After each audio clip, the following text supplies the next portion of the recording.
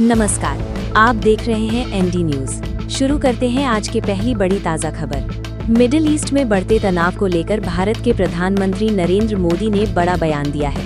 उन्होंने कहा है कि अगर ये जंग जारी रही तो इसके गंभीर दुष्परिणाम पूरी दुनिया को भुगतने पड़ सकते हैं। दरअसल हाल के दिनों में मिडिल ईस्ट में हालात तेजी से बिगड़ते जा रहे हैं। खास तौर पर ईरान और इजराइल के बीच तनाव लगातार बढ़ रहा है। कई जगहों पर हमलों और जवाबी कार्रवाई की खबरें सामने आई हैं, जिससे क्षेत्र में अस्थिरता और बढ़ गई है। इसी बीच प्रधानमंत्री मोदी ने वैश्विक शांति की अपील करते हुए कहा कि युद्ध किसी समस्या का समाधान नहीं होता। उन्होंने कहा कि अगर संघर्ष जारी रहा तो इसका असर सिर्फ मिडिल ईस्ट तक सीमित नहीं रहेगा, बल्कि पूरी दुनिया की अर्थव्यवस्था और सुरक्षा पर भी पड़ेगा।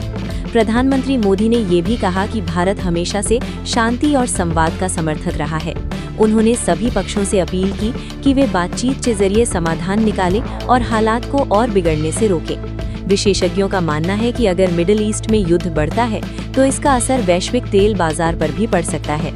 मिडिल ईस्ट दुनिया के सबसे बड़े तेल उत्पादक क्षेत्रों में से एक है और यहाँ किसी भी तरह का संघर्ष तेल की कीमतों को तेजी से बढ़ा सकता है।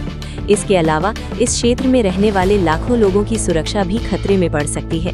अंतर्राष्ट्रीय समुदाय भी स्थिति पर नजर बनाए हुए है और कई देश लगातार शांति की अपील कर रहे हैं। भारत के लिए भी मिडिल ईस्ट बेहद महत्वपूर्ण क्षेत्र है। यहाँ लाखों भारतीय काम करते हैं और भारत की ऊर्जा जरूरतों का बड़ा हिस्सा भी इसी क्षेत्र से आता है। ऐसे में भारत की चिंता स्वाभाविक है। प्रधानमंत्री मोदी के इस बयान के बाद अंतर्राष्ट्रीय स्तर पर भी चर्चा तेज हो गई है। कई विश्लेषकों का कहना है कि भारत की ये अपील वैश्विक शांति के लिए एक महत्वपूर्ण संदेश है। अब दुनिया की नज़र इस बात पर टिकी हुई है कि क्या आने वाले दिनों में हालात सुधरते हैं या फिर ये तनाव और बढ़ता है।